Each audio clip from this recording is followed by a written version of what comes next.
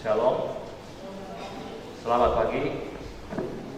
Sidang jemaat yang dikasihi Tuhan, kita akan mulai ibadah kita pada jam kedua ini pukul 10.00.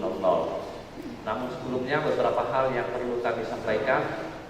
Yang pertama, dimohon kepada saudara-saudara yang berada di sayap atau di belakang diambil tempat di depan. Di depan masih banyak sekali kursi yang kosong. Dimohon untuk bisa bergeser ke depan. Masih banyak kursi yang bahkan yang sebelah kanan ini kosong semua. Satu jajaran.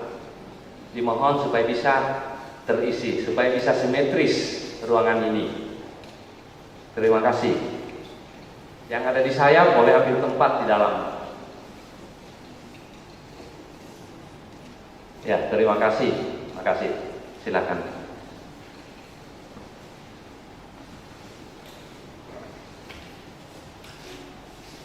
Kemudian yang kedua, selama ibadah kita ini dimohon supaya HP-nya boleh di silent sedikit, diturunkan volumenya. Kemudian yang berikut, bagi saudara-saudara yang beribadah di tempat ini, kemudian memiliki kerinduan, namun belum tercatat sebagai jemaat yang reguler di tempat ini, pada kesempatan ini kami sampaikan supaya kalau ada kerinduan untuk mencatatkan diri sebagai anggota jemaat yang reguler di Jemaat Orel Labora, dimohon untuk melaporkan ke kami atau ke tata usaha Jemaat Orel. Baik. Jemaat kekasih Kristus, marilah kita bersorak-sorai untuk Tuhan, bersorak-sorak bagi gunung batu keselamatan kita, dan biarlah kita menghadap wajah-Nya dengan nyanyian syukur, bersorak-sorak baginya dengan nyanyian mazmur, sebab Tuhan adalah Allah yang besar dan Raja yang besar mengatasi segala Allah. Mazmur 95 ayat 1 sampai ayat yang ketiga. Mari dengan penuh penghayatan iman kita menghadap Allah dengan berdiri. Disilakan berdiri dengan menyanyikan TKJ 242 bait 1 dan bait yang kedua. Seindah siang disinari terang.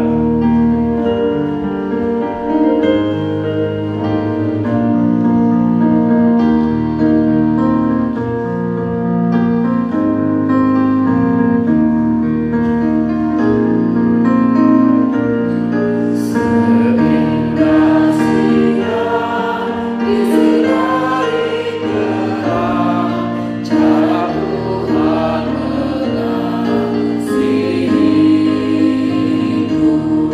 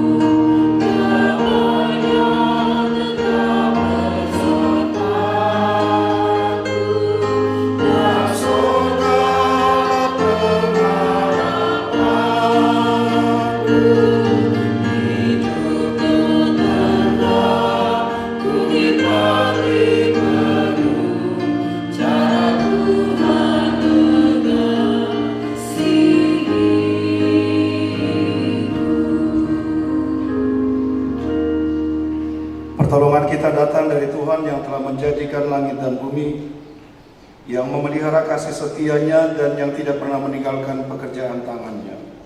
Amin.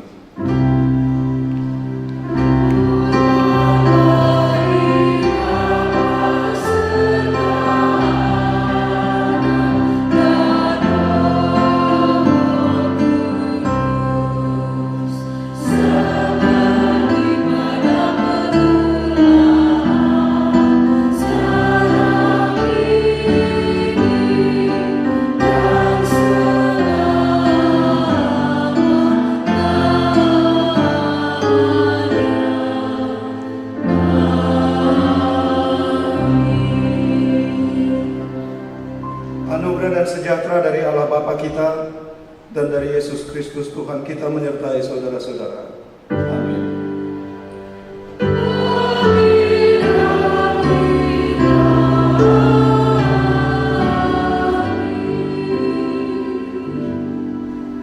Demikian pula Kristus hanya satu kali saja mengorbankan dirinya untuk menanggung dosa banyak orang. Sesudah itu Ia akan menyatakan dirinya sekali lagi tanpa menanggung dosa untuk menganugerahkan keselamatan kepada mereka yang menantikan Dia. Ibrani pasal 9 ayat 28 sebagai nats pembimbing jemaat, silakan duduk kembali. Kembali kita mengangkat pujian, kita menyanyikan nyanyian Kami Puji dengan Dia.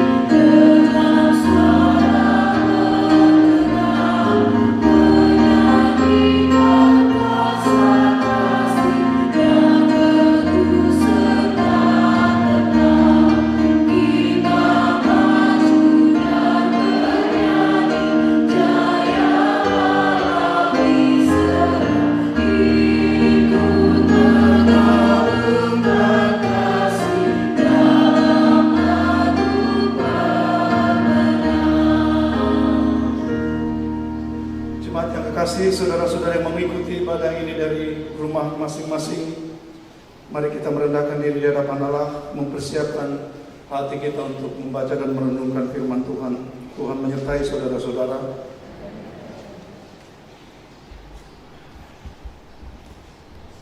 Kepadamu Bapa di dalam surga kami menaikkan pujian, syukur, hormat.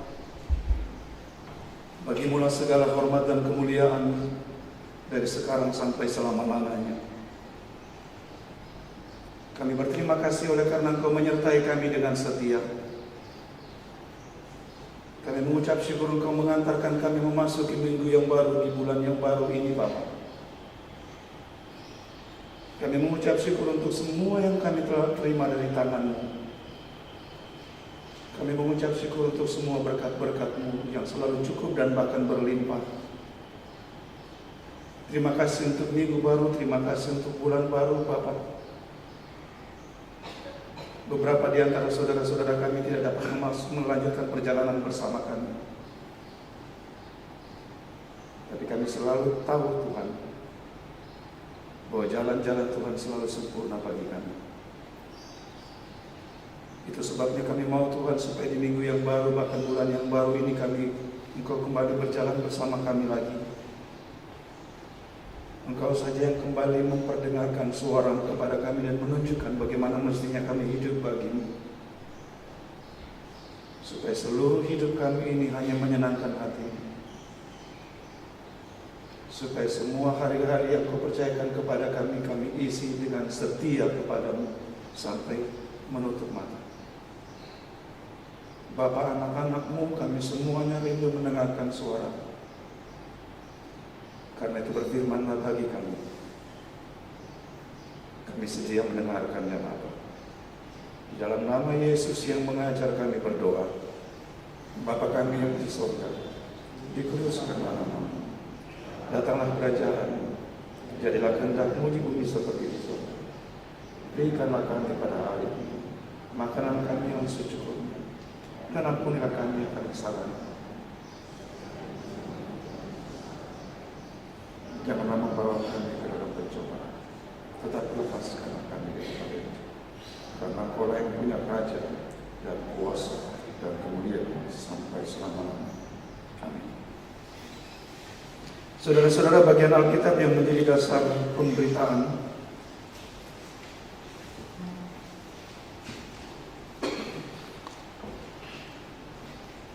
dalam kebagian ini terambil dari kitab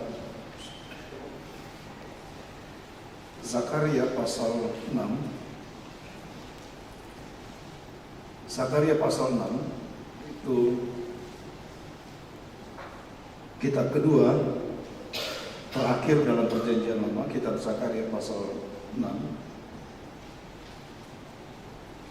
Pada ayat yang ke-9 sampai dengan ayatnya yang ke-15. Zakaria pasal 6 ayat 9 sampai dengan ayatnya yang ke-15. Saya mengundang saudara-saudara untuk mengambil bagian dalam pembacaan ini. Kita akan membacanya berbalasan. Seperti biasa, saya membacakan ayat-ayat ganjil 9, 11 dan seterusnya. Saudara membaca bersama-sama ayat genap 10, 12 dan seterusnya. Saya akan membaca dari Alkitab terjemahan baru 2 yang mungkin tidak terlalu sama dengan terjemahan baru 1 di tangan saudara-saudara, tapi saudara dapat mengikuti. Firman Tuhan berkata demikian. Datanglah firman Tuhan kepadaku, bunyinya,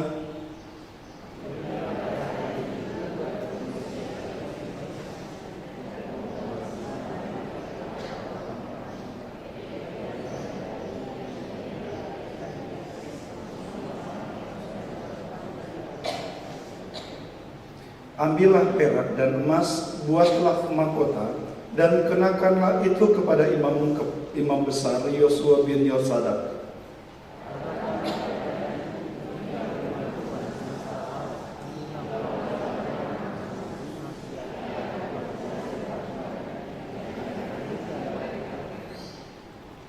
Dialah yang akan mendirikan bait Tuhan, dan dialah yang akan mendapat keagungan dan akan duduk memerintah di atas tahtanya. Akan ada seorang imam di atas tahtanya, dan kesepakatan damai akan ada di antara mereka berdua.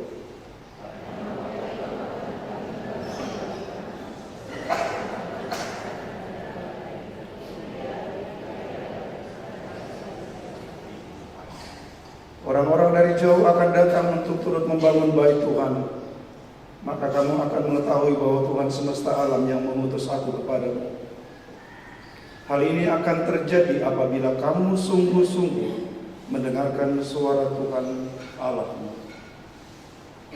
Saudara-saudara, semikian jauh firman Tuhan, kata Yesus Kristus, yang berbahagia ialah setiap kita yang setia mendengarkan firman-Nya, dan yang memelihara dalam hidup tiap-tiap hari.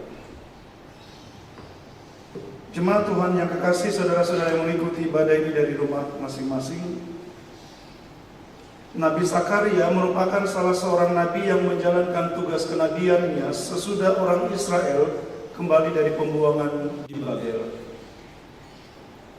Namanya pertama kali disebut dalam Ezra pasal 5 ayat 1. Di sana tertulis, tetapi Nabi Hagai dan Zakaria bin Ido, kedua nabi itu bernubuat terhadap orang-orang Yahudi yang tinggal di Yerusalem, di Yehuda dan di Yerusalem dalam nama Allah Israel yang menyertai mereka. Pasal 5 ayat 1 dalam kitab Ezra. Nah, saudara-saudara perhatikan, nama Nabi Zakaria disebut bersama dengan Nabi Hagai. Itu berarti Nabi Hagai dan Nabi Zakaria menjalankan tugas kenabian mereka pada waktu yang bersamaan.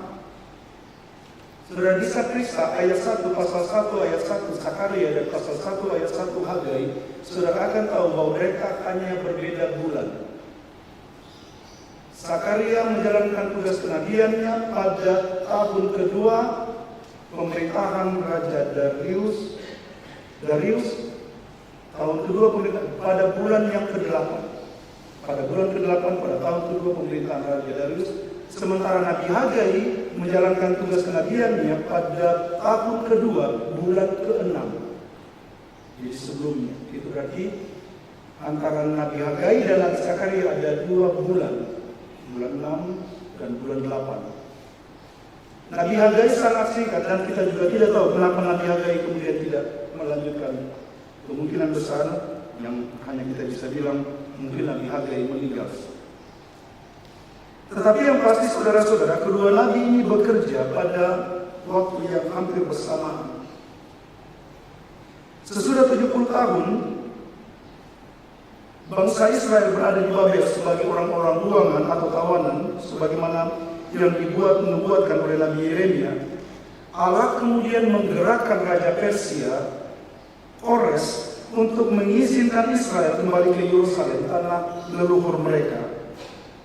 Mereka diizinkan untuk kembali ke Yerusalem untuk mendirikan kembali Bait Allah yang 70 tahun yang lalu dihancurkan oleh tentara Babel. Maka kembalilah rombongan pertama dari orang Israel ke Yerusalem dan kemudian memulaikan pembangunan Bait Suci di sana. Kalau saudara baca, ingat kitab Nehemia, maka saudara akan tahu rombongan pertama ini dan kemudian melakukan pekerjaan pembangunan Bait Allah. Pembangunan ini dipimpin oleh Nehemia, pipronya Nehemia. Saudara bisa baca dalam kitab Nehemia tentang ini. Tapi sesudah pembangunan ini berjalan beberapa lama, saudara-saudara, pembangunan ini terpaksa berhenti karena munculnya orang-orang yang menolak pembangunan Bait Allah itu. Jadi saudara-saudara, kalau orang sampai sekarang bangun gereja, bangun rumah ibadah itu di barang, jangan kaget, itu jauh sebelumnya itu sudah terjadi. Sesudah rombongan pertama ini membangun Bait Allah, kemudian mereka harus hentikan karena tuntutan orang-orang yang berusaha menolak pembangunan Bait Allah. Akibatnya pembangunan ini berhenti beberapa tahun, kemungkinan besar sekitar 10 tahun. Saudara-saudara perhatikan sampai di sini.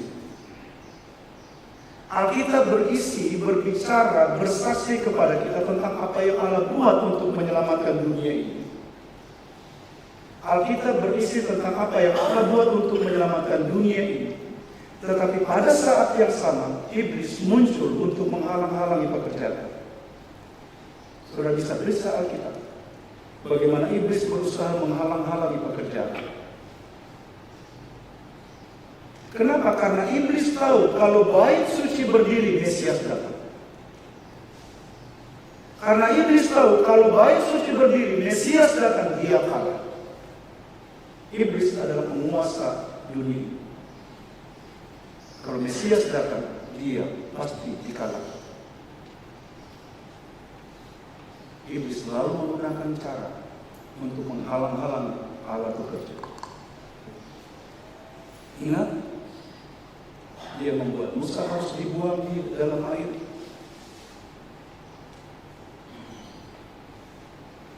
Dia membuat banyak kali untuk menghalang-halangi pekerjaan Allah. Dan kita lihat lagi kemudian bagaimana ia berusaha dan siapa yang dipakai. Nah, pada momen pembangunan ini berhentilah saudara-saudara, maka muncul Nabi Hagai dan Nabi Zakaria.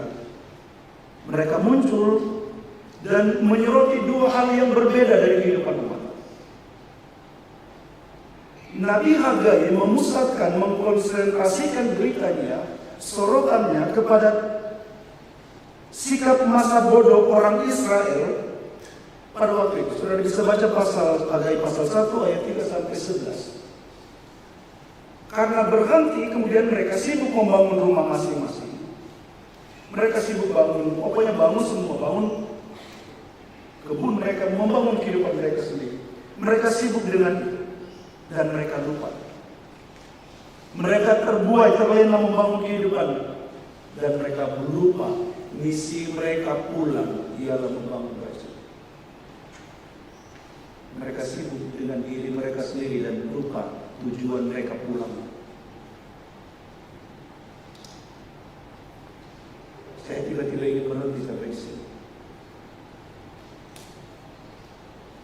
Kita hidup ini punya tujuan ternyata, saudara-saudara. Dan tujuannya bukan kita yang menentukan. Kalau tujuan hidup ini kita yang menentukan, maka kita akan penuh dengan keluhan sama Tuhan. Kenapa tujuanku tidak tercapai Tuhan? Kenapa saya gagal dan seterusnya dan seterusnya?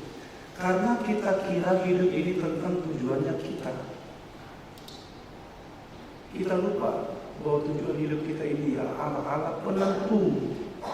Dia menentukan bagaimana, apa tujuan hidup kita, di mana dia akan berakhir, apa yang akan kita lakukan di dalam dunia ini. Jadi mereka terlena, mereka tidak lagi melanjutkan pembangunan, mereka sibuk dengan bangun rumah, dengan berbagi tipe-tipenya dan seterusnya.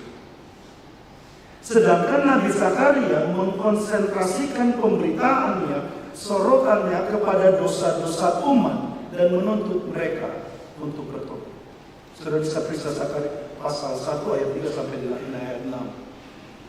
Saya tunjukkan kepada saudara-saudara pasal 1 ayat 3 sampai dengan ayat 6.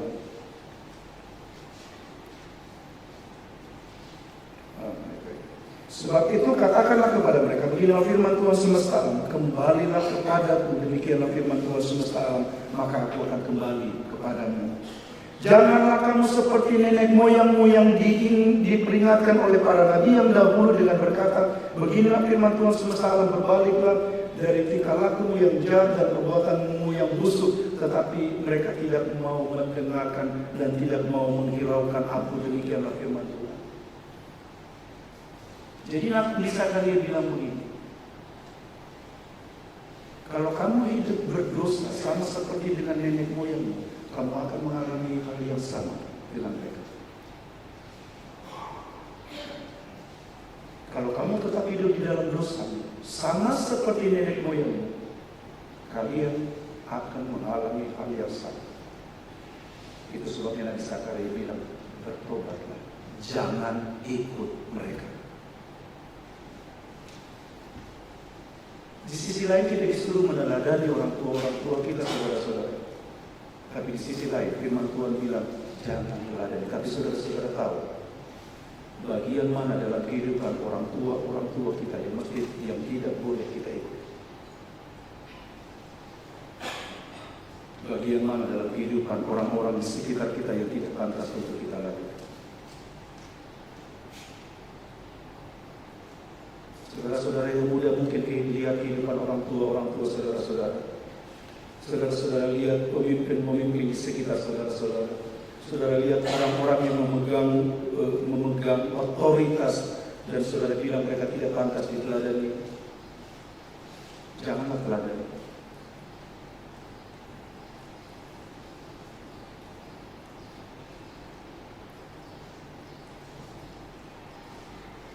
Sekarang pertanyaannya saudara-saudara, bagaimana dengan orang-orang yang menolak pembangunan? Bagaimana sikap mereka terhadap orang-orang yang selalu menghalangi? Kan mereka bisa bikin alasan. Bagaimana kita mau kerja? Banyak sekali yang belum kita kan. Kita diburu-buru dari satu urusan. Ya, kita kerjaan, kita punya rumah, kita urusin saja kasihan dirinya kita. Melalui Nabi Hagai, Allah berkata begini, sesuai dengan janji yang telah kuikat dengan kamu pada waktu kamu keluar dari Mesir, dan Rohku tetap tinggal di tengah-tengahmu, janganlah takut. Tuhan bilang. Bagaimana dengan mereka yang menghalang-halangi? Tuhan bilang, Rohku ada di tengah-tengahmu, Rohku tinggal di tengah-tengahmu, jangan takut, jangan takut. Bekerja, lanjutkan pembangunan. Nabi Zakaria berkata tentang orang-orang yang menghalang-halangi, dan ini yang banyak sekali dikutip orang. Saya bacakan. Sebab beginilah firman Tuhan semesta alam, yang dalam kemuliaannya telah mengutus aku mengenai bangsa-bangsa yang telah menjara kamu. Sebab siapa yang menjamah kamu berarti menjamah biji makan. Saudara, Tuhan yang bilang, saudara-saudara, siapa yang korek Israel, dia korek biji makan. Saudara tahu sekarang apa yang terjadi? Tidak ada satu bangsa pun yang berani sentuh Persia, Irak. Tidak ada satu bangsa yang berani. Tapi Israel menunjukkan keberanian bukan karena mereka, tetapi karena percaya mereka.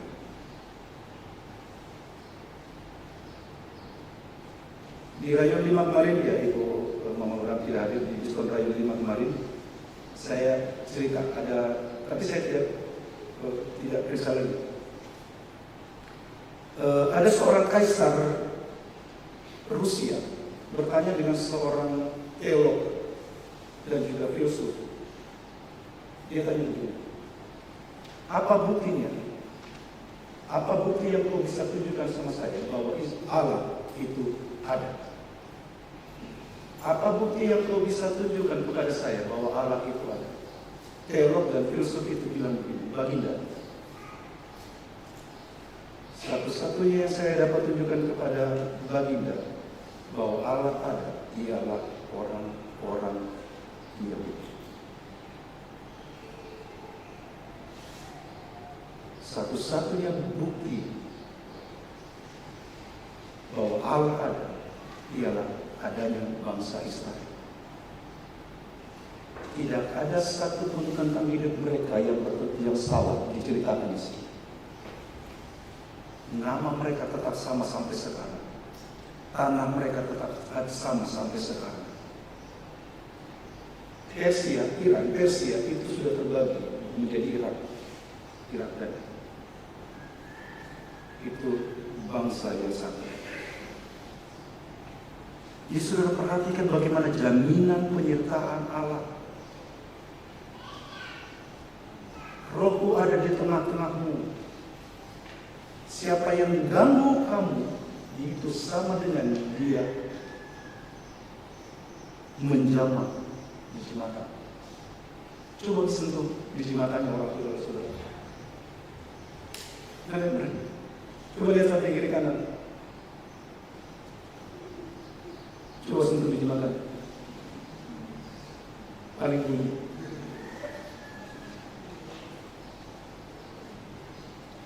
Itu sebabnya Tuhan Yesus berkata, Saulus, Saulus, mengapa engkau menganiaya aku? Saulus bingung. Siapa kamu? Siapa yang saya aniaya? Saya cuma buru ini orang-orang Kristen. Siapa kamu yang datang bilang, Saulus, Saulus, mengapa engkau menganiaya? Suara itu bilang, akulah Yesus yang kau aniaya.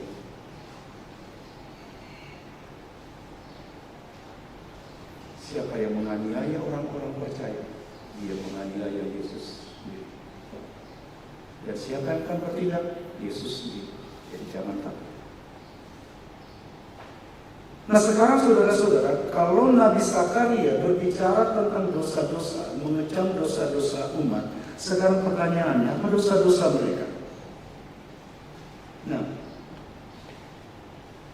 sebelum bacaan kita, sebelum itu ada 8 penglihatan yang Tuhan berikan kepada Nabi Zakaria. Bukan mimpi, penglihatan. Mimpi itu kalau lagi tidur, dapat. Tapi penglihatan itu kalau kita lagi bangun, kan gitu. Misalnya kemarin waktu terakhir kunjungi almarhumah Ibu Nince, dia bilang, anak yang berdua bilang, Papa Mama bilang, sudah Tuhan Yesus datang.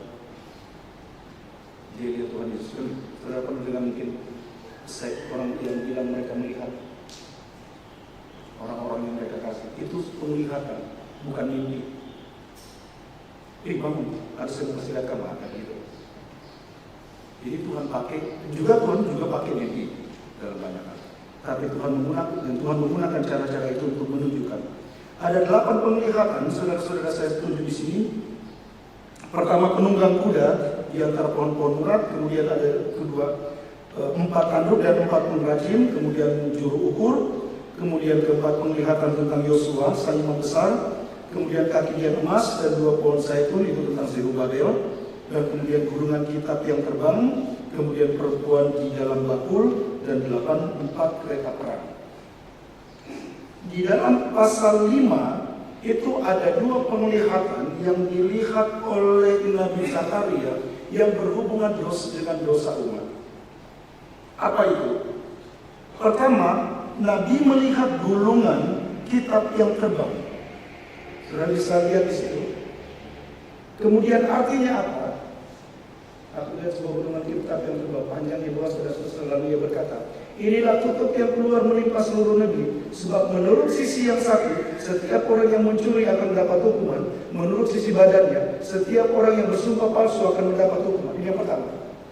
Jadi gulungan kitab itu akan terbang. Dia lihat, dia terbang. Dan dia terbang hingga di atas setiap rumah yang orang di dalamnya mengucapkan sumpah palsu dan mencuri. Siapa yang mencuri di dalam rumah, siapa yang bikin sumpah palsu di dalam rumah, gulungan kitab itu akan terbang dan dia akan mati. Itu dia. Artinya apa?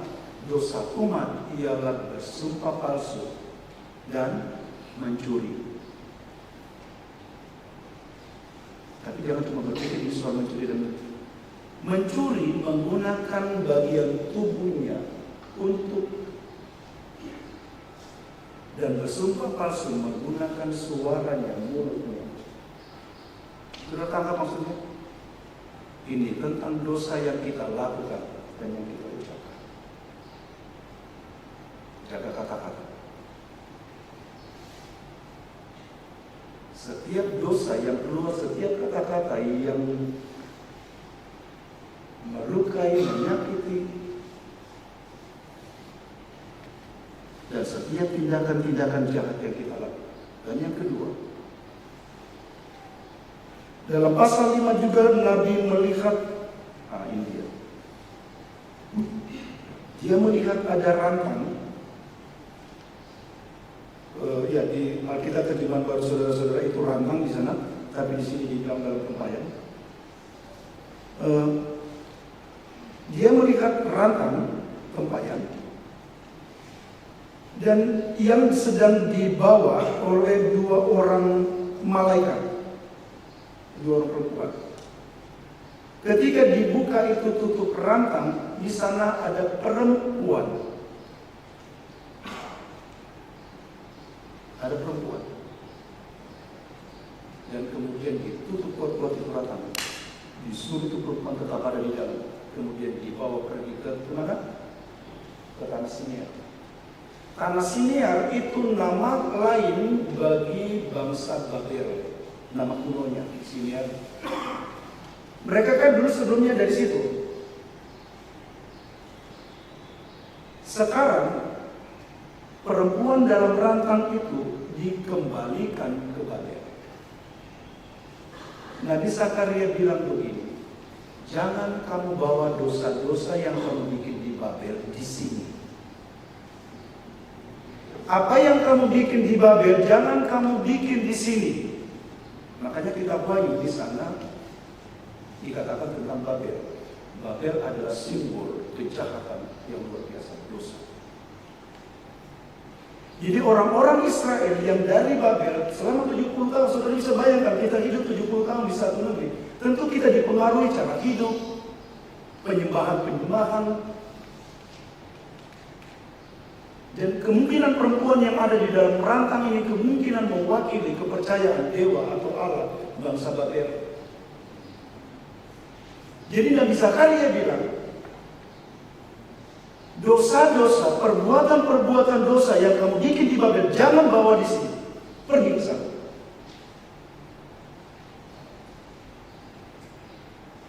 Karena orang-orang yang hidup dalam dosa tidak dapat hidup di tanah perjanjian. Saudara-saudara, mengapa Allah harus mengosongkan dengan cara membuang orang Israel ke tanah Babel selama 70 tahun? Itu karena 70 tahun dibutuhkan untuk menguduskan tanah itu. Karena tanah itu telah menjadi tanah yang berdosa, karena Israel berbuat dosa di atasnya. Sesudah Allah menguduskan tanah itu, sekarang dia panggil umatnya. Tapi untuk hidup di atas tanah yang dikuduskan ini, umat yang mesti dikuduskan dulu. Mereka harus hidup menjauhkan diri dari dosa, baru mereka dapat tinggal di atas tanah itu. Kalau tidak, Allah tidak izinkan mereka tinggal di atas tanah. Nah, sesudah penglihatan, 8 penglihatan yang dilihat oleh Nabi Zakaria, saudara-saudara, kemudian besoknya Nabi Zakaria diperintahkan, pertama, ambil persembahan dari Heldai, Tobia, dan Yedaya.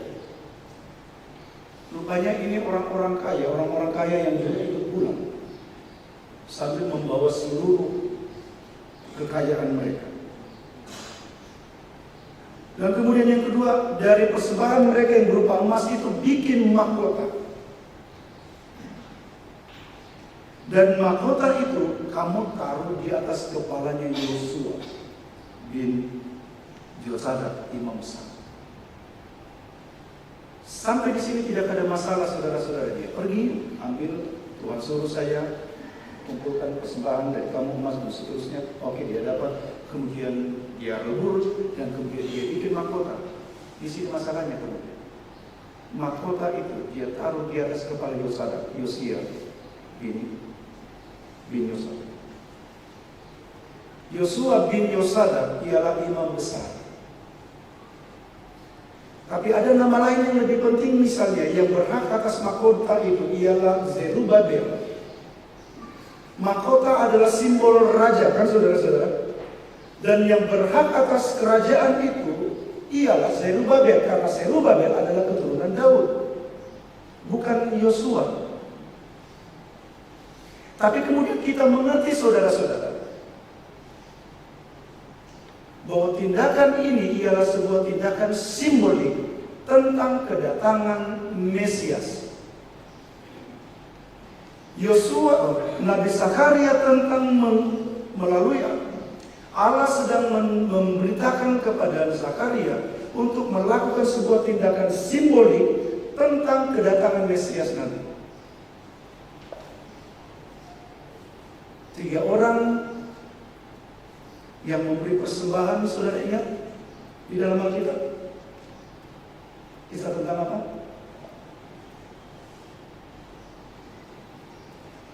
Orang Majus yang memberi persembahan.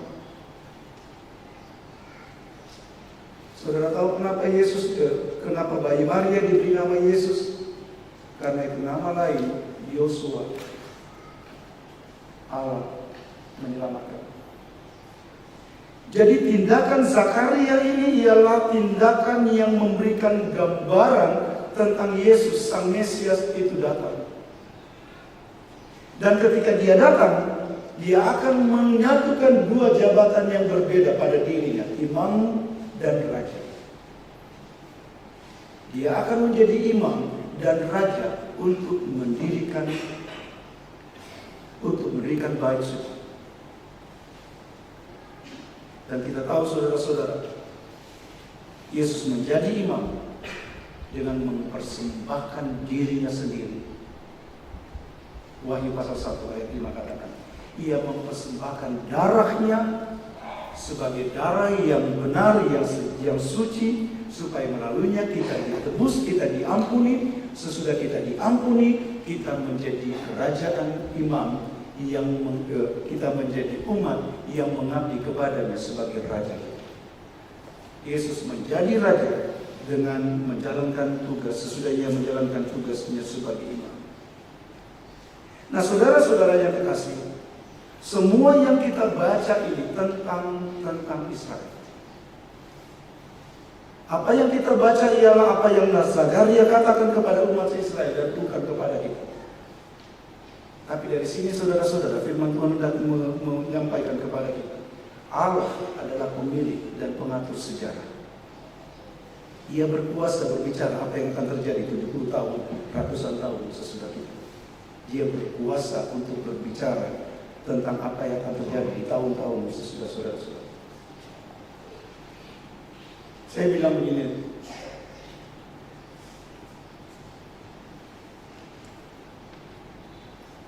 kita seringkali berpikir bahwa untuk kita dapat mengubah kehidupan kita. Kita semua ingin mengubah kehidupan kita menjadi lebih baik. Tapi seringkali kita berpikir bahwa caranya ialah mencapai tujuan yang kita tentukan sendiri.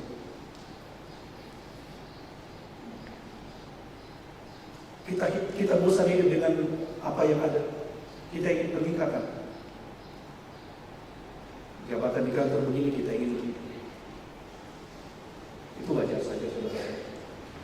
Kita semua ingin peningkatan. Hidup kita berubah menjadi lebih baik. Makanya kita belajar, makanya kita sekolah, kan begitu. Makanya kita kerja supaya hidup kita tidak seperti itu. Tapi banyak orang saudara-saudara tergoda kemudian mengejarnya dengan mengupayakan segala cara untuk naik jabatan, katakan untuk menduduki satu jabatan tertentu. Kita biasa dengan istilah jolo-jolo misalnya, ganggu-ganggu, rebut jabatan orang dan seterusnya.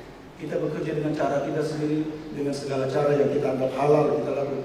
Semua cara kita halalkan untuk memperoleh apa yang kita lakukan. Kita lupa, sekali lagi kita lupa bahwa Allah lah yang berkuasa menentukan menjadi seperti apa kita. Makanya orang bilang, kalau Tuhan berkati kamu, kalau Tuhan sudah berkati, tentukan berkat yang akan kau terima. Tidak akan ada orang yang bisa ambil. Kan gitu. Kalau Allah sudah menentukan saudara-saudara menjadi seperti apa, tidak ada yang dapat merampas itu dari saudara-saudara. Jadi jangan takut. Tidak akan ada yang dapat mengambil bagian saudara-saudara, bagian yang Allah sudah tentukan. Jangan takut. Jadi jangan berkecil hati. Seolah-olah hidup kita ini hanya seperti ini. Tidak, saudara-saudara. Allah mau hidup kita berubah. Bukan dari kecil kita ini lahirkan tidak langsung besar. Kita lahirkan tidak langsung duduk di meja kerja, saudara-saudara. Kita akan bekerja, kita hidupkan dari kecil. Dan itulah pekerjaan Allah. Dia mau membawa kita ke tempat-tempat yang begini. Dia mau kita berkembang, dia mau mendatangkan kehidupan yang lebih baik. Tapi Alkitab bilang untuk itu kita mesti mulai dengan Dia. Kita mesti menjadi orang-orang yang bersedia mendengarkan Tuhan daripada mendengarkan keinginan diri kita sendiri. Dengarkan suara Tuhan. Perhatikan apa yang Zakaria bilang. Ini akan terjadi kalau kamu dengar. Apa yang baik yang Tuhan rancang bagi saudara-saudara, Ia akan lakukan kalau saudara-saudara mendengar. Bapak Ibu, saya tidak cerita tentang rumah tangga saya, tidak. Saya kali diskon. Doa saya tiap-tiap hari, berulang-ulang, tiap-tiap hari. Kalau saya antar anak-anak pergi sekolah, doa saya, terima kasih untuk rancangan yang Engkau sediakan hari ini. Terima kasih untuk rancangan yang Engkau sediakan hari ini. Karena itu tolong kami supaya kami memperoleh dalam tuntunan. Yang saya percaya saudara-saudara, tidak pernah kebetulan Tuhan kasih nafas besok hari baru, tidak pernah. Terima kasih untuk hari baru, terima kasih untuk yang saya percaya kalau Tuhan kasih ada tujuan, ada maksudnya Tuhan, ada yang Tuhan sedang siapkan buat saya hari ini. Karena itu tugas saya minta tolong sama Tuhan, berjalan supaya saya berjalan menuju apa yang Tuhan sedang kasih, siapkan bagi saya. Ini mungkin gambaran yang sederhana saudara-saudara. Tetapi yang hendak saya katakan ialah bahwa kalau begitu yang kita butuhkan ialah kesediaan untuk mendengar. Kesediaan untuk mendengar.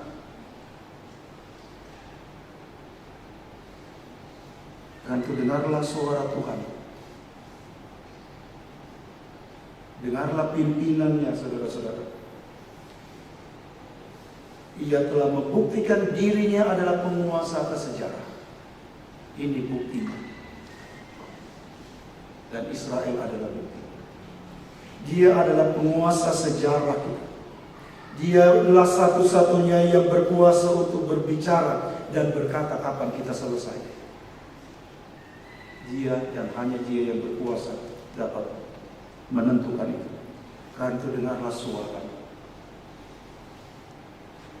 Sebab hanya dari suara Tuhan, dengar suara Tuhan, kita hidup. Kiranya firman Tuhan hari ini menolong kita.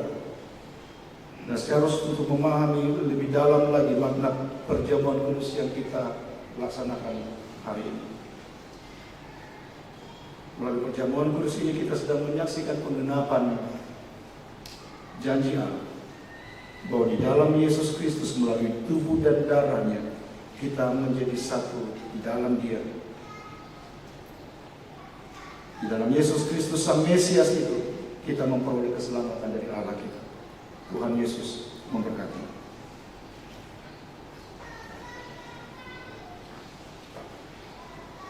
Saudara-saudara, kita akan saya jemput berdiri, mari bersama dengan semua orang percaya di segala tempat yang di sepanjang abad. Mari bersama kita mengikrarkan pengakuan iman kita dengan bersama berkata, aku percaya kepada Allah, Bapa yang Maha Kuasa, Khalik langit dan bumi.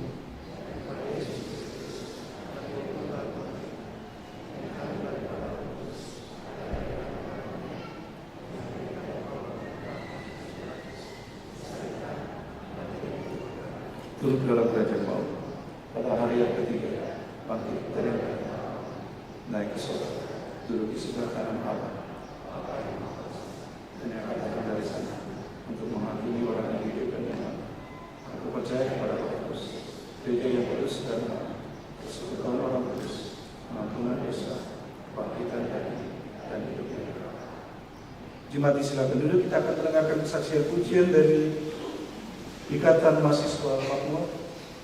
Panitia penerimaan pariwisata.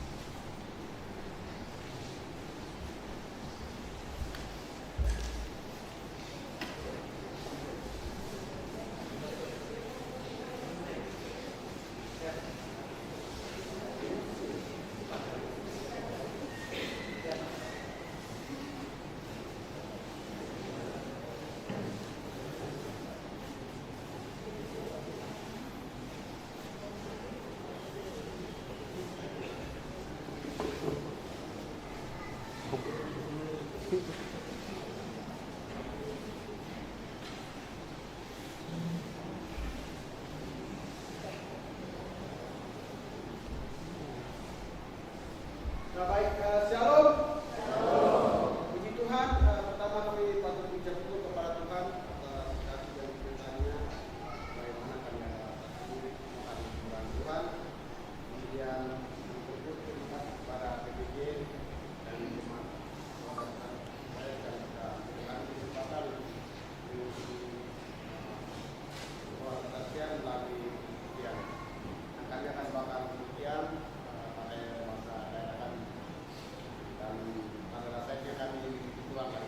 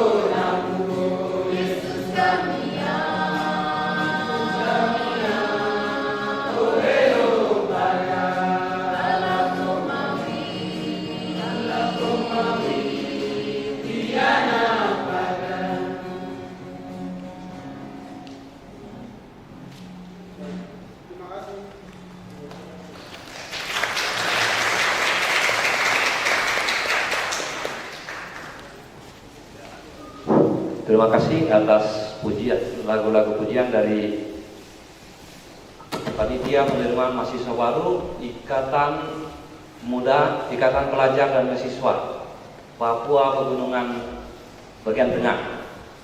Tuhan memberkati. Baik, sebelum kita membawa persembahan syukur kita kepada Tuhan, marilah kita berdoa. Ya Tuhan Yesus, kami bersyukur kepadamu karena kasih dan pengorbanan-Mu menolong kami untuk memberi persembahan sukarela ini. Kami sadar bahwa persembahan ini tidak sebanding dengan kurban tubuh dan darah-Mu yang Engkau persembahkan bagi kami dan dunia ini. Terima serta kuduskanlah ya Tuhan, agar berguna untuk pelayanan kasih dan keadilan demi kemuliaan nama-Mu. Amin. Sambil pun didedarkan, kita menyanyi dari Kidung Jemaat 298 bait 1 sampai bait yang 4, selama bumi didiami.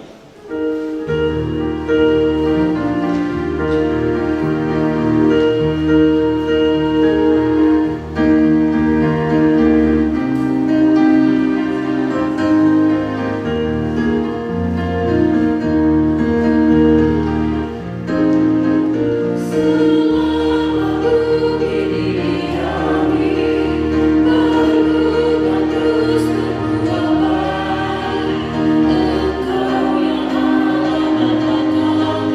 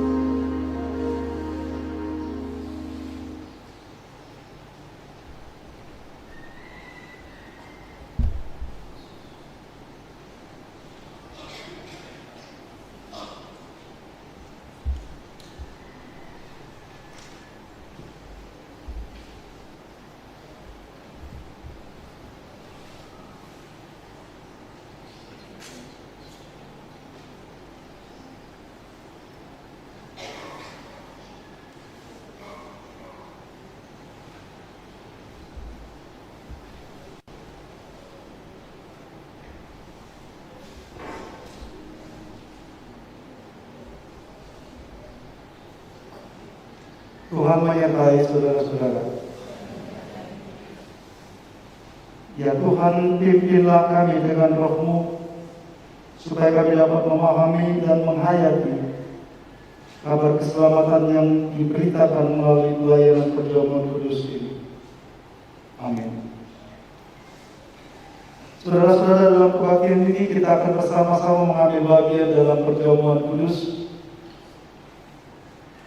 Dan perjamuan kudus ini kita laksanakan berdasarkan perintah Tuhan kita Yesus Kristus sendiri, di mana Ia menghendaki supaya gereja selalu memperingati kematian dan kebangkitannya, sebagaimana tertulis dalam Injil Lukas pasal 22 ayat 14 sampai 20 yang berbunyi demikian. Ketika tiba saatnya Yesus duduk makan bersama rasul-rasulnya, katanya kepada mereka, "Aku sangat rindu makan Paskah ini bersama-sama dengan kamu sebelum aku menderita. Sebab aku berkata kepadamu, aku tidak akan memakannya lagi sampai hal ini digenapi dalam kerajaan Allah." Kemudian Ia mengambil sebuah cawan, mengucap syukur, lalu berkata, "Ambillah ini dan bagikanlah di antara kamu. Sebab aku berkata kepada kamu, mulai sekarang ini, aku tidak akan minum lagi hasil pokok anggur sampai kerajaan Allah telah datang." Lalu Ia mengambil roti, mengucap syukur, memecah-mecahkannya dan membagikannya kepada mereka. Katanya, "Inilah tubuhku yang diserahkan bagi kamu. Lakukanlah ini sebagai peringatan akan aku." Demikian juga dibuatnya dengan cawan sesudah makan. Ia berkata, "Cawan ini adalah perjanjian baru oleh darahku yang ditumpahkan bagi kamu." Saudara-saudara, dalam perjamuan kudus ini kita akan makan roti dan minum anggur bersama-sama sebagai puji-pujian kita kepada Yesus Kristus yang telah mengorbankan dirinya bagi keselamatan kita. Dan oleh pekerjaan Roh Kudus kita dapat mengambil bagian dalam kematian dan kebangkitannya, sambil kita menantikan saat penggenapan Allah, kerajaan Allah yang akan datang itu. Jemaat mempersiapkan diri dengan menyanyikan nyanyian kasih paling agung. Kasih paling agung.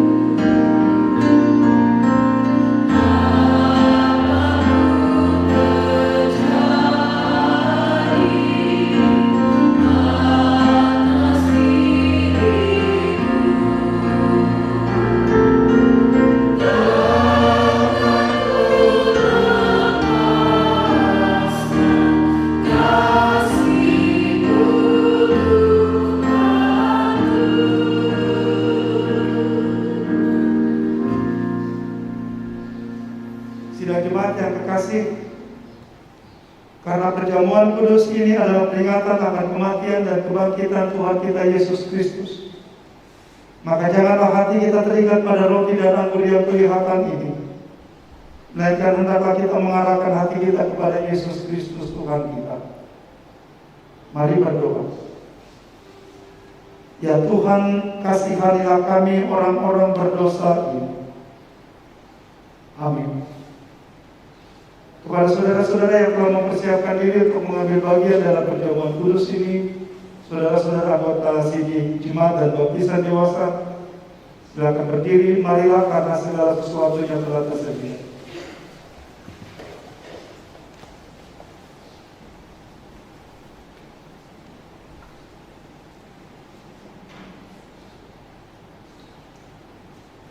Saudara-saudara, roti yang dipecah-pecahkan ini adalah persekutuan dengan tubuh Yesus Kristus Tuhan kita. Ambillah.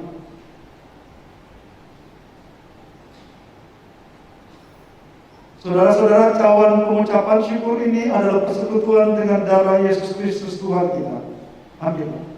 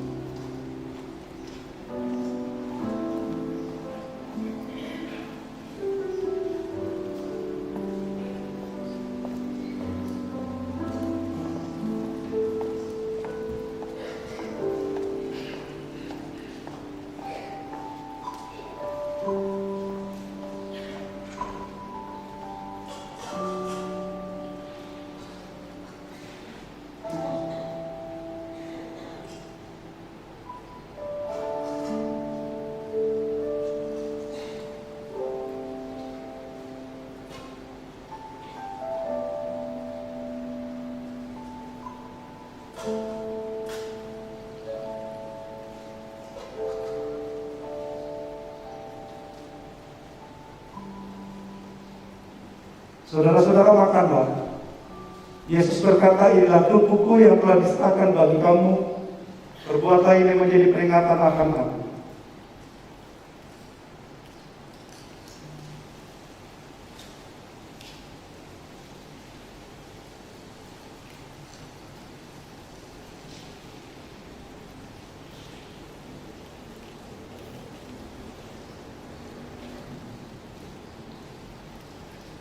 Saudara-saudara, Yesus berkata, "Minumlah kamu sekalian dari cawan ini. Inilah darahku, darah perjanjian yang telah ditumpahkan bagi banyak orang untuk keampunan dosa."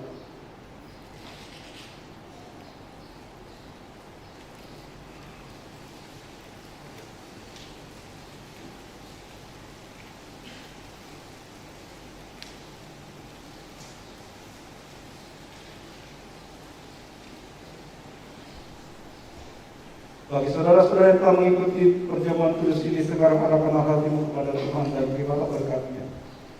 Semoga Allah sumber pengharapan itu memenuhi kamu dengan segala sukacita dan damai sejahtera dalam iman, supaya kekuatan Roh Kudus kamu berlimpah-limpah dalam pengharapan. Amin. Jemaat menyanyikan nyanyian Tuhanku Juru Selamat.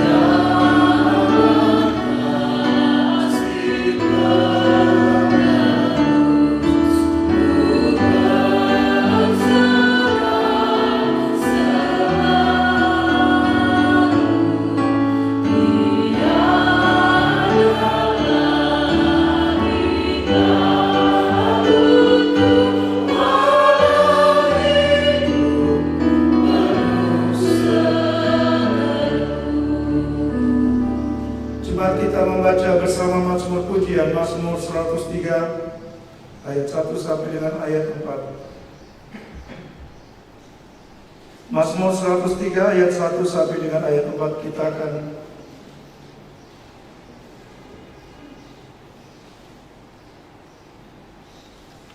akan membacanya bersama-sama. Mazmur 103 ayat 1 sampai dengan ayatnya yang keempat. Kita mulai dari Daud.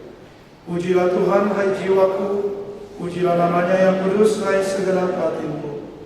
Pujilah Tuhan, hai jiwaku, dan jangan lupakan segala kebaikannya, segala kesalahanmu, yang menyembuhkan segala penyakitmu. Dia yang menebus hidupmu dari lubang kubur, yang memahkotai engkau dengan kasih setia dan rahmat. Tuhan menyertai saudara-saudara. Kepadamu Bapa di dalam surga kami menaikkan syukur, berterima kasih untuk kesempatan yang Engkau anugerahkan kepada kami hari ini, menikmati berkat-berkat-Mu, penyertaan-Mu, menikmati hari, minggu, dan bahkan bulan yang baru. Kami datang kepada-Mu oleh karena kami mau memulainya hanya bersama-sama dengan Dikau. Kami telah menikmati segala pekerjaan-Mu di minggu dan bahkan bulan yang telah kami lalui. Itu sebabnya kami rindu lagi Tuhan, biar Engkau lagi yang berjalan bersama kami dan hanya Engkau yang memberkati kami dengan segala yang kami perlu di sepanjang perjalanan kami. Terima kasih Engkau telah berkenan memperdengarkan suara-Mu kepada kami. Sebab hanya dengan suara-Mu, dari suara-Mu saja ya Bapa, kami tahu dengan cara bagaimana kami mesti hidup, menjalani hari-hari, bulan, dan bahkan tahun-tahun hidup kami. Karena itu kami mohon kepada-Mu, kuasai kami semua dengan Roh-Mu Bapa, supaya berjalan bersama-sama dengan Dikau saja kami berhasil.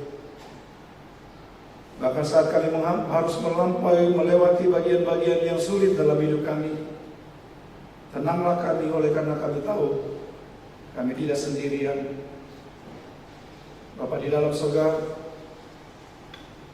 kami sudah mendengarkan firman-Mu dan sekarang kami mohon berkatilah setiap hati kami,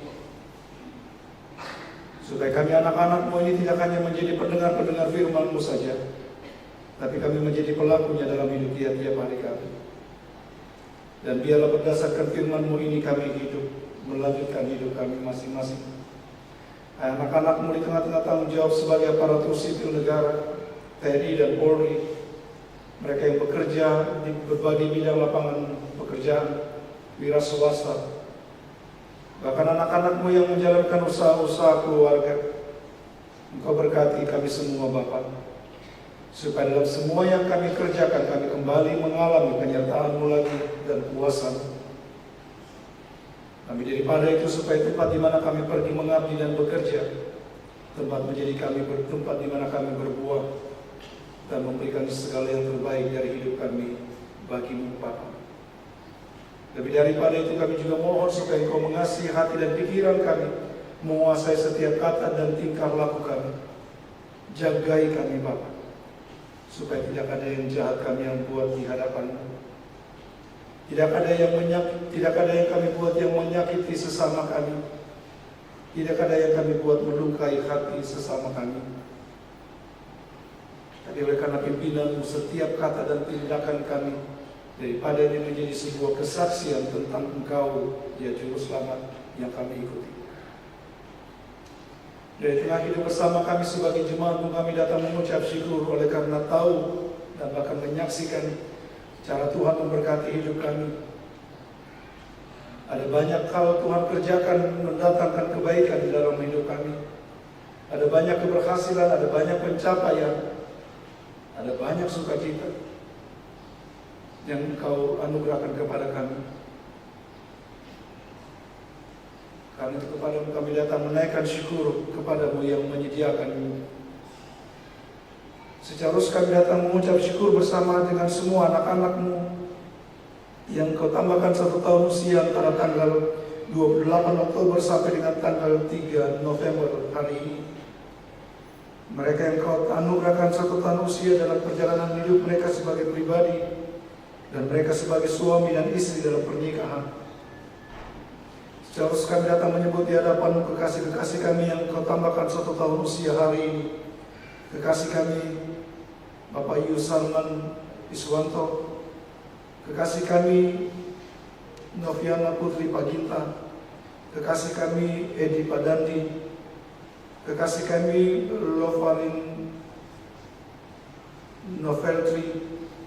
Kami mengucap syukur oleh karena kami tahu Tuhan Engkau yang menganugerahkan berkat ini kepada kekasih-kekasih kami. Karena itu kami minta kepada-Mu Engkau lanjutkanlah kiranya Bapa. Buatlah terus penyertaan-Mu nyata, buatlah terus jelas bagi mereka, supaya hanya dengan Engkau saja mereka berjalan dan menggunakan tahun-tahun yang Engkau anugerahkan menjadi tahun yang penuh berkat. Mereka memberkati banyak orang karena hidup di dalam Engkau dengan setia. Bapa di dalam surga, saat kami menghitung berkat-berkat-Mu, kami juga teringat kekasih-kekasih kami.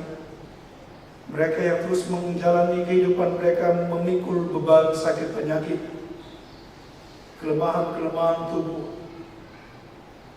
Kami datang berdoa kepada-Mu memohon satu hal ini Tuhan, supaya dalam menghadapi sakit penyakit, kelemahan-kelemahan tubuh, janganlah kiranya pandangan kami menyaksikan berkat-Mu itu terhalang. Ajarlah kami untuk terus menyaksikan dan mengakui bahwa kan di tengah-tengah bagian-bagian yang berat dan sulit menyakitkan sekalipun, Engkau tidak pernah berhenti memberkati kami. Karena itu kami datang kepada-Mu, karena kami percaya, kami tahu hanya pada-Mu saja, hanya Engkau yang sanggup melakukan segala perkara bagi kekasih-kekasih kami. Hanya Engkau yang sanggup memulihkan, mengeluarkan dan membebaskan mereka dari beban-beban sakit penyakit mereka. Karena semua terjadi dalam hidup mereka dan bahkan hidup kami semuanya terjadi dalam kendali-Mu Tuhan. Karena itu di hadapan-Mu kami menatang kekasih-kekasih kami. Mereka yang bergumul dalam kelemahan tubuh dan sakit penyakit, mereka sedang menjalani masa-masa pemulihan dan juga penyembuhan. Kami menyebut Bapak Yohanes Kaloto, Ibu Levran Kalaeng, Bapak Markus Konde, Bapak Saudara Meyer Tandi Payung, Saudara Simpson Gau, Bapak Amari Makara, Ibu Yesna Bonde, Ibu Ana Suwarti, Ibu Yeni Jones, kekasih kami Bapak Paulus Tandi Pailang, Bapak Erik Bansi, anak kekasih Stevi, anak kekasih Sena, anak kekasih Jesslyn.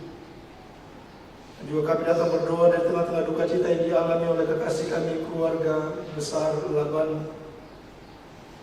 Di tengah duka cita yang mereka alami saat ini, kami berdoa menyerahkan kekasih-kekasih kami di tengah duka cita mereka. Diaken Jeffrey Laban bersama dengan saudara-saudara, kami datang memohon kepada-Mu biar Engkau yang menguatkan dan menghiburkan mereka, dan bahwa Engkau tidak akan pernah meninggalkan mereka sebagai yatim piatu, tetapi bahwa kasih dan kehadiran-Mu selalu cukup bagi mereka. Terima kasih Bapa di dalam surga. Kami mengucap syukur karena semua terjadi dalam hidup kami, terjadi dalam kehendak-Mu. Kami juga datang berdoa menyerahkan rumah tangga kami, yang di dalamnya kami hidup sebagai suami dan istri, sebagai orang tua atas anak-anak kami. Kami terus meminta kepada-Mu Bapa, terus ajar kami. Ajar kami supaya kami tahu apa yang terbaik yang mesti kami beri dan kami lakukan bagi rumah tangga kami. Ajar kami. Ajar kami untuk merendahkan diri satu dengan yang lain. Ajar kami semua yang kami perlukan. Kami juga berdoa bagi anak-anak kami dalam pendidikan mereka, dalam pertumbuhan, bahkan anak-anak kami yang masih dalam gendongan. Berkati sertai mereka semua Bapa, biar mereka bertumbuh dan besar di dalam Engkau. Dan terus juga ingatkan kami sebagai orang tua, Ingatkan kami untuk memastikan bagian-bagian dalam hidup kami yang tidak boleh jatuh dalam kehidupan anak-anak kami, supaya anak-anak kami mewarisi bagian-bagian iman yang patut diteladani dari hidup kami, dan bukan sebaliknya. Kali tolonglah rumah tangga kami, supaya dengan cara itu rumah tangga kami terus berdiri di hadapan-Mu sampai selama-lamanya. Di tengah kehidupan bersama kami juga berdoa menyerahkan pelayanan jemaat-Mu, Bapa. Kami sebagai pendeta, penatua, diaken, pengurus pelayan kategorial, pekerja gereja, tata usaha koster, tim musik, multimedia, BP3 jemaat-Mu, panitia jemaat-Mu, tim posyankes jemaat-Mu, guru dan pengasuh sekolah minggu dan kebaktian remaja, bersama dengan semua keluarga-keluarga yang terhimpun di 5 layang pelayanan yang tersebar, berkati kami Bapa. Jadikan semua yang kami lakukan berkat menjadi berkat yang tidak sia-sia di hadapan-Mu. Bahwa dengan persekutuan yang kami nikmati dan alami bersama-sama, kami bersaksi tentang Engkau yang memimpin hidup kami. Terima kasih untuk undangan-Mu siang ini. Engkau mengundang kami mengambil bagian dalam perjamuan kudus-Mu, mengingatkan kami tubuh dan darah-Mu yang ada pada kami, supaya dengan itu kami hidupi tiap-tiap saat, supaya seluruh hidup kami menjadi kesaksian tentang hidup Yesus yang mati dan bangkit bagi kami. Terima kasih Bapa di dalam surga. Ini doa kami kepadamu, yang dengan syukur kami alaskan di dalam nama Yesus Tuhan dan Penyelamat kami. Amin.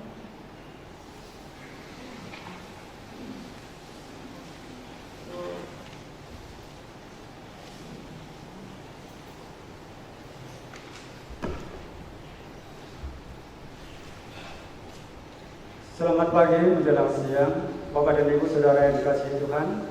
Warta jemaat pada 3 November 2024. Kita langsung masuk di rumah 4. Ibadah pemberkatan nikah.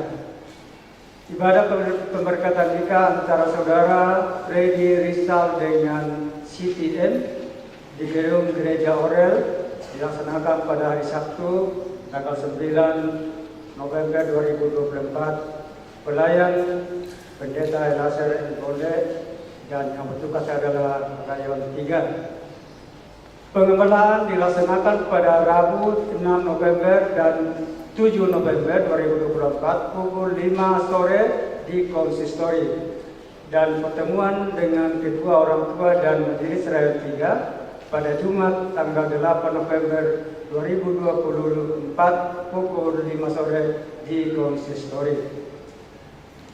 Ibadah rumah tangga tidak ada perubahan. Kita masuk dalam nomor 6. Kategorial PK Lansia. Ibadah PK Lansia dilaksanakan setiap Sabtu jam 7.30. Pelayan Pendeta Elaser Ngode STH. 2. PK Perki Orel. Ibadah gabungan Perki Orel dilaksanakan pada hari Rabu tanggal 6 November 2024 pukul 5.30 di rumah Ibu Apriani Lisa Lolopayung di Ren 4. Pelayan Pendeta Martinus Pongturunan SDH.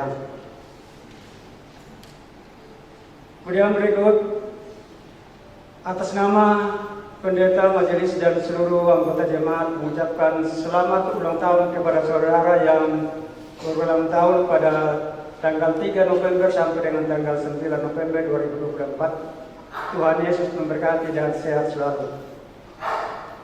Demikian juga dengan yang berulang tahun pernikahan Bapak dan Ibu yang berulang tahun dari tanggal 4 sampai dengan tanggal 9 November 2024.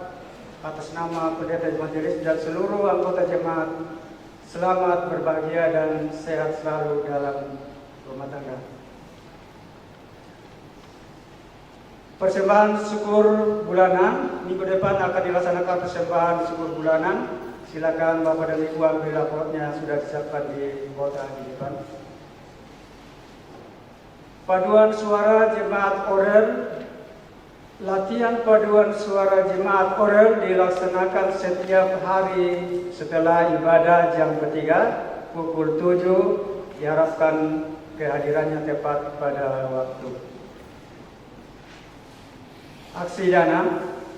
Hari ini Minggu tanggal 3 November 2024, panitia penerimaan mahasiswa baru Ikatan Pelajar dan Mahasiswa Papua Pegunungan Tengah akan melaksanakan pencarian dana dalam bentuk puji-pujian dan penjualan B2 50.000 per porsi. Mohon partisipasinya. Berita duka cita.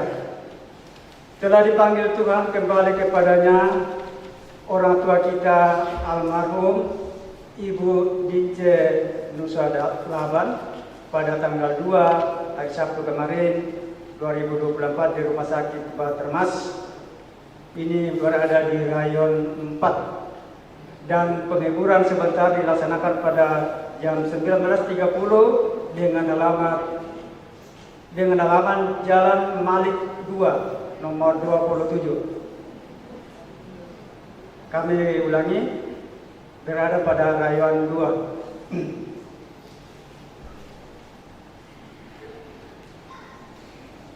Kemudian yang terakhir, yang hadir beribadah pada jam kedua ini, laki-laki 93, perempuan 101, jumlah 194. Demikian warta jemaat, Tuhan Yesus memberkati kita semua.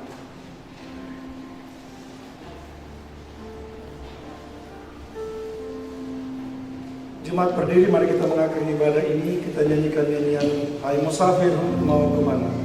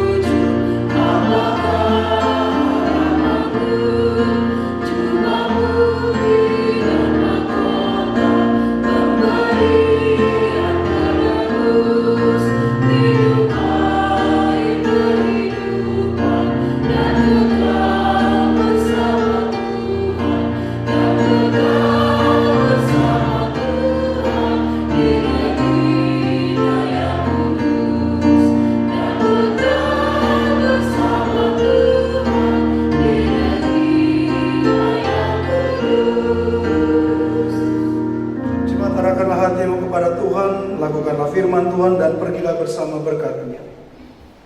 Tuhan memberkati engkau dan melindungi engkau. Tuhan menyinari engkau dengan wajah-Nya dan memberi engkau kasih karunia. Tuhan menghadapkan wajah-Nya kepadamu dan memberi engkau damai sejahtera. Amin.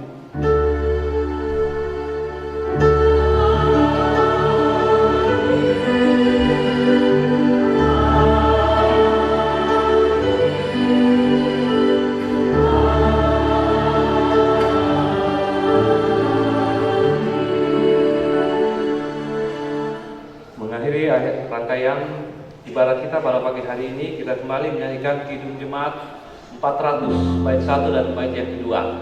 Kudaki Jalan Mulia.